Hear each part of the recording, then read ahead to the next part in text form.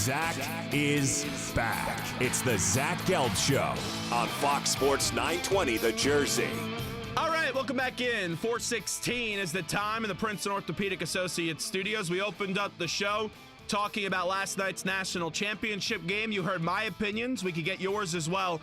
609-919-9200 is the telephone number on the Zach Gelb Show. But now we got to get the coaching perspective from an assistant at UConn. He'll give us all of his analysis on the game last night where UNC wins another national championship by defeating Gonzaga, and that is Dwayne Killings. The birthday boy, DK, joins us right now. Coach, we appreciate it. Happy birthday, and how are you? Thanks a lot, man. I appreciate it. I'm another year older, so I don't know how youthful I feel today, but hey, I'm back at it and happy to be with you today. Hey, another year older, but you're another year wiser. And let's first hear your thoughts on the officiating last night. I wasn't a big fan of it last night. Yeah, I thought they impacted the game a little bit, but I thought the biggest thing that was most impressive was just the guys battling through it. I mean, there was some adversity, obviously, in the game throughout the 40 minutes that were played, but I thought those kids, they all kind of stayed the course. They all had a plan. They followed their game plan. They played their tails off, and I thought they never really got rattled. I thought they just kind of started to fight their way through it, and, Gonzaga was up at one point, Carolina was up at another, and guys just battled. I thought it was a great college basketball game. As a coach, when you see 44 fouls and at one stretch in under 10 minutes there were 17 whistles called that resulted in a foul, what do you say to your players to try to block that out, especially on that stage where emotions are so high and your players could be a little bit fragile when you have that many calls against them? Yeah, I think one of the things we stole from Coach Chaney back when I was at Temple, he talked about not being emotionally drunk. And I think one of the things he's trying to say is, you can't get too high, you can't get too low with your emotions. Whether it's a call, whether it's the fans, whether it's, another guy talking trash, you can't get caught into that moment.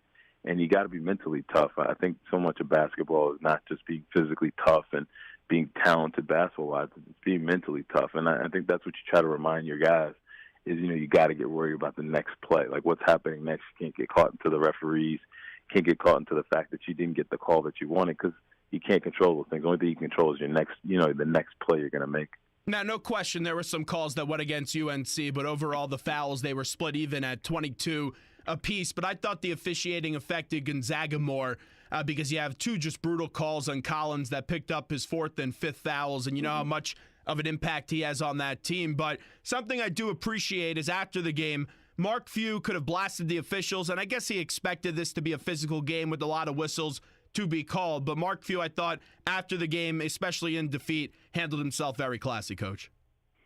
Yeah, he did, and I think that's why he's had so much success because he's a classy, first-class guy, does a great job running his program. And, at the end of the day, you got to tip your hat to the team that wins the game, especially when the game's played the right way. And his kids did a heck of a job. I mean, you hate to see kids get taken out of games for reasons they can't control. But in the end of the day, I think he's proud of his guys. He's proud of the school that he represents, and you can't take away the hard work that they put into the season. And you saw Warriors on the court last night, and you had to battle through some injuries. Joel Berry with the ankle, he was sensational for UNC. And then Nigel Williams-Goss was just also brilliant as well, and he was battling some ankle injuries as well. So just how about those two guys really taking their team on a run and just being great leaders last night? Yeah, I thought it was just the perfect example of just toughness. Those guys, at the end of the day, there's no tomorrow. So they're trying to will their teams to win the game, and only one guy can come up being the victor. But I thought they both just displayed just how tough it is you got to be to try to win a college basketball game and what it takes to be a leader. And I'm sure those guys will inspire, other people that get into that same stage next year. But they were just trying to will their way through the game, and I thought it was great. And that's what makes the game so great. People get sucked into those emotions, and you start cheering for those kids and, hoping those guys have one more big play in them. And at the end of the day, you go down with your leaders, but I thought both teams gave everything they had. Dwayne Killings, DK, with us right now on the Zach Gelb Show, Fox Sports 920, The Jersey. Coach, if you would have told me before the game that UNC would have ended up shooting 26 of 73, 15 of 26 from the charity stripe, and still would have got a victory, I would have said you were crazy. What did you notice out of them, especially down the stretch, with even all those misfortunes from shooting last night, that they were able to still pull out the victory? I thought they never wavered. I thought they stayed together. I thought that was really impressive. I thought they did a great job of offensive rebounding. They did a tremendous job defensively. When they needed a stop, they came up with it. When they needed a defensive rebound down the stretch, they came up with it. There's a couple of plays in the post they walled up. They didn't foul. I thought they just believed, and I think so much of it, one of the things we talk about a lot is, sometimes you look back and, they lose to Villanova, but they probably won last night because they lost to Villanova last year because they just knew what it took to win in that circumstance and to fight their way through that game, the kind of adversity you go through and just stay together and believe, and that it's going to come down to one or two possessions. And they did the right things in those couple of possessions to win that basketball game. And that's why you got to be really happy for those kids in that school. And they didn't play a good first half, but they were only down by 3. I thought that was a big point in the game when they were able to go into half only being down by 3. That's when I felt, okay, UNC's in a pretty good spot. Yeah, in the end of the day, you just want to, sometimes if it's not going your way in the first half of a game, you just want to, keep it to a 1-2 possession game and regroup a little bit. Obviously, those guys are high confidence guys. They never got away from their game plan or got away from what they do. You look at it and Barry and Jackson are going to have their prints all over the game. Hicks makes a huge play late in the game. Those kind of things are the reason why they're a really good team, and that's why they battle their way through. And all the the games it's a game of runs. You got to answer some of the runs. Sometimes you got to control some of the runs, and I thought they did a good job with that. You talk about battling through. I thought Hicks just displayed that so perfectly last night because the last 2 games against Kentucky, he struggled, only had 4 points. Oregon, only 2 points, 1 of 12 from the field. And then last night, puts in 13 and hits an enormous shot. Just with Hicks, what made him have such a good matchup last night on the court when you were watching that game? Yeah, just his length and his activity. He got, one play he had right at the rim was huge. I thought he was a calming presence for those guys because he made a couple big plays throughout the stretch. And again, he just covers a lot of ground. They have tons of length on that team. And they got the ball inside to him a couple times. He was in the right place at the right time a couple times. And again, that's the difference. And I think one of the biggest things is, you look at the game and it's just 1 or 2 possessions here was a big kicker to why teams win or lose. And I think he was one of the big reasons why they won the game because he made a couple plays late that were a big, huge difference for those guys. Dwayne Killings with us wrapping up as UNC wins another national championship last night. You know what it's like to prepare for UNC. And when you were at Temple, you guys saw them in the first game of the season with some of these players like a Kennedy Meeks and a bunch of others on the roster still there. But Roy Williams, 816 wins, 9th Final Four this year, 3 national championships now. We already know he's a Hall of Famer. Just as a younger coach, how do you view Roy Williams? Because he's one of the special ones, Coach. Yeah, I think he's got such a unique personality in college basketball. He knows who he is, comfortable in his own skin. I think he does a great job identifying the right talent for UNC. I think he knows what a Carolina player looks like. He's got a great job identifying those guys, and I think he lets them get out there and play, but knows how to pull the reins in. And he's won a lot of games, doing it his way, doing it the Carolina way, doing it the right way. And I think that's why so many people are proud of that program and proud of what he's doing. And I think, as an assistant coach aspiring to become a head coach, I think we all take notes. I think he's a guy that you take notes of because, he's really confident in just who he is. And I think so much of that goes into his players when they hit the floor because you see the confidence. Guys know their roles. They play together. You look on the bench and whether it's, Luke May or Nate Britt on the bench and they're not playing as many minutes as they want to, they're going crazy, screaming and hollering because they all believe and they're all connected together, and it's because of their head coach.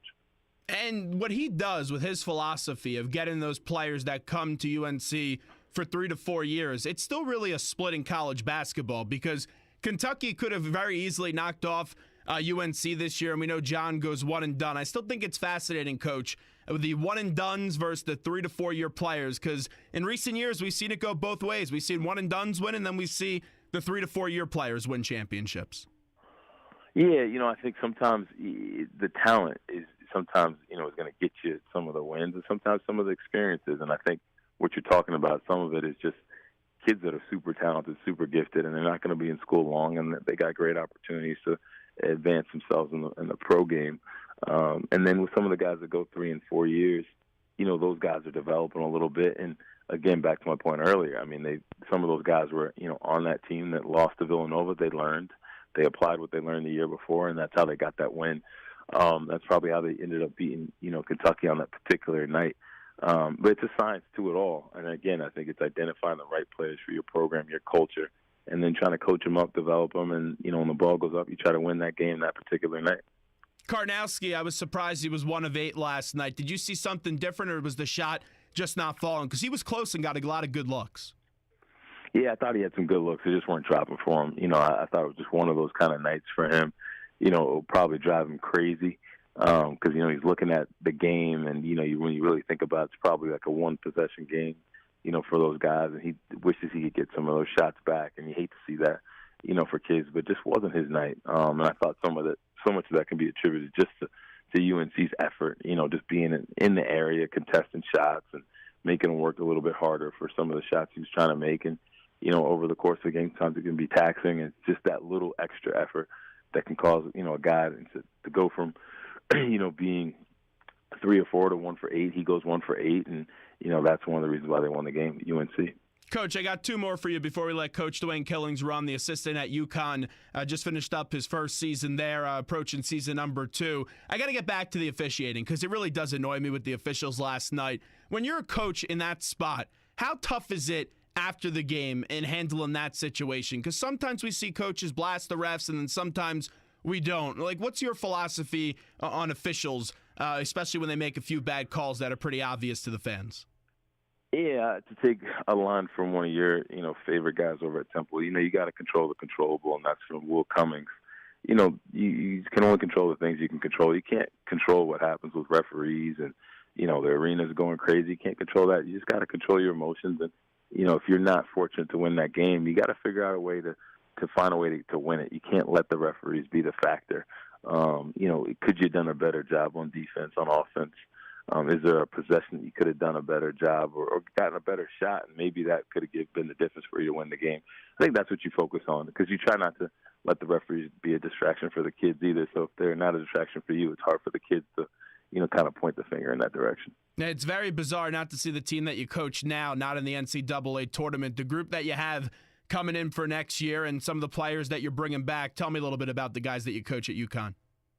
Yeah, we got a good group. We're led by the kid Jalen Adams, who'll be a junior. He's a New England kid from Boston, Massachusetts. Really talented. Really, I thought he's grown a lot as a player and does a great job getting to the rim, making plays for himself and others. We have another perimeter player, Alterique Gilbert from Atlanta, Georgia, who redshirted this past year because he hurt his shoulder. Super quick guard. And then we got another guy on the perimeter, Terry Larrier, who, is a really, really talented perimeter player, long and athletic.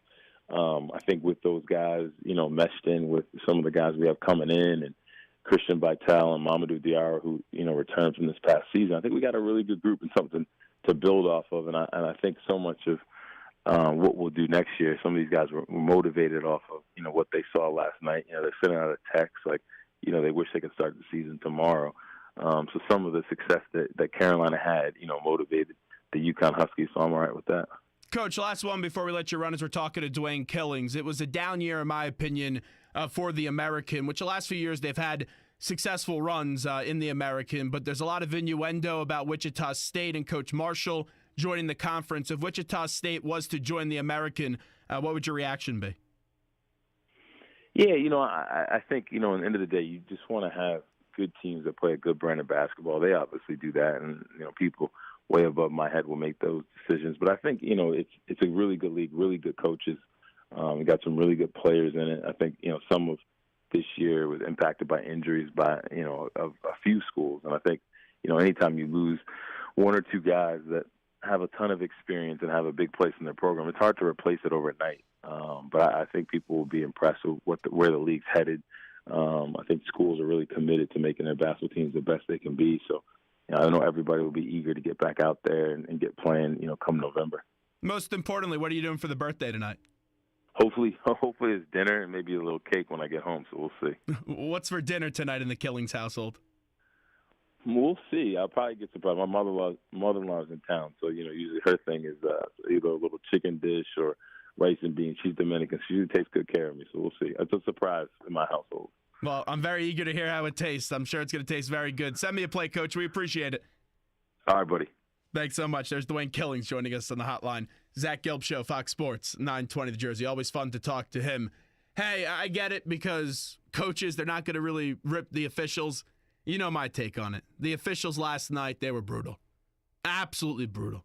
44 fouls, 22 per team, 17 of them in under 10 minutes to start the second half.